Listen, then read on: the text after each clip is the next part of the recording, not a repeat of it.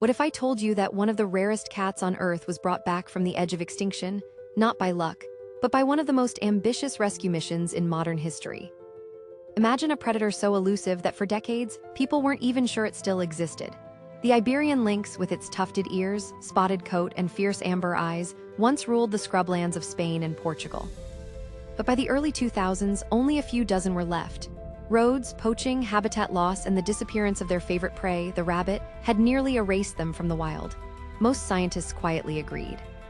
The Iberian lynx was about to disappear forever, but what happened next defied every prediction. Because instead of fading away, this cat made one of the greatest wildlife comebacks of our time. Let's rewind and see how this happened. To understand the Iberian lynx's miraculous recovery, you first need to know how close it came to vanishing completely. For centuries, the lynx thrived across the Iberian Peninsula, a stealthy, solitary hunter perfectly adapted to the dry Mediterranean woodlands. Its main food? The European rabbit. But when a deadly rabbit disease called myxomatosis swept across Europe in the 1950s, the lynx's main food source collapsed.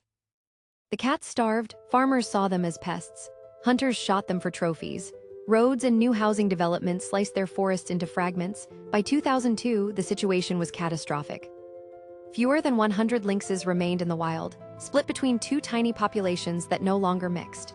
Inbreeding, disease, and roadkill threatened to wipe them out completely. Conservationists had seen this story before: species dwindling, then gone forever. But this time, Spain decided not to let it happen. In 2003, a radical plan was launched: the Iberian Lynx ex situ conservation program. It started with a desperate idea to capture the last remaining wild lynxes and breed them in captivity, but it wasn't simple. Capturing these cats required precision and trust. The few that remained were stressed, territorial, and fragile. Every move had to be calculated. Scientists built special enclosures designed to mimic natural landscapes with rocks, bushes, and hiding spots to ensure that lynxes kept their wild instincts. At first, breeding attempts failed. The animals refused to mate. Many young didn't survive, but the team refused to give up. They studied every detail, from diet and scent marking to how much human presence could be tolerated. Slowly, things began to change. By 2005, the first cubs were born in captivity. Each one was celebrated like a national treasure. Once breeding began to work, the next challenge was even greater. Where could they release them? Most of their old habitats were gone or unsafe. So conservationists had to rebuild the ecosystem itself. They worked with local farmers to restore scrublands, planted native vegetation, and even managed rabbit populations to ensure enough prey. Then came the crucial step: teaching captive-bred lynxes how to survive. Young lynxes were kept with minimal human contact so they wouldn't lose their fear of people. Hidden cameras tracked how they stalked prey, reacted to scents, and marked territory. Only those that showed strong survival instincts were chosen for release. The first reintroductions happened in 2011. The world watched as the gates opened and a few cautious cats stepped into the wild. Would they adapt? Would they survive? Within months, the first wild-born cubs appeared, proof that the program was working. But saving the lynx wasn't just about science. It was about people. Many rural communities had once seen the lynx as competition. Now, conservationists realized that unless locals supported the program, it would fail.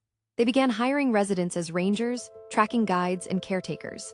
Education campaigns reframed the lynx as a source of pride, a symbol of Spain's natural heritage. Roads near key habitats were redesigned with wildlife crossings. Farmers were compensated for livestock losses. Every small change added up. Over time, attitudes shifted. What was once seen as a nuisance became a national icon. By the late 2010s, the results were astonishing. Lynxes were not only surviving, they were thriving. Their numbers climbed from fewer than 100 to over 1,600 individuals in just 2 decades. Genetic diversity improved. New territories were discovered. Camera traps began capturing heartwarming scenes.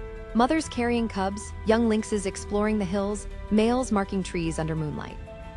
Places that had been silent for decades now echoed with the quiet resurgence of a predator reborn today. The Iberian lynx is no longer critically endangered. It's listed as vulnerable, a classification that, in conservation terms, is a miracle. But it's still fragile. Habitat loss, road deaths, and disease outbreaks remain real threats. The difference now is that there's a blueprint for hope.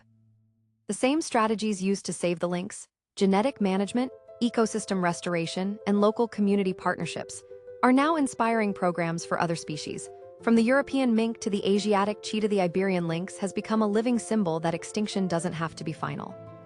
With time, science, and compassion, Even the rarest creatures can reclaim their place in the wild, and perhaps most importantly, it showed us that saving a species isn't just about rescuing animals. It's about healing the landscapes they belong to, and the people who live alongside them. The next time you see a photo of the Iberian lynx, those sharp eyes, those elegant tufts of fur, remember, this cat should not exist today. But it does, because people refuse to give up.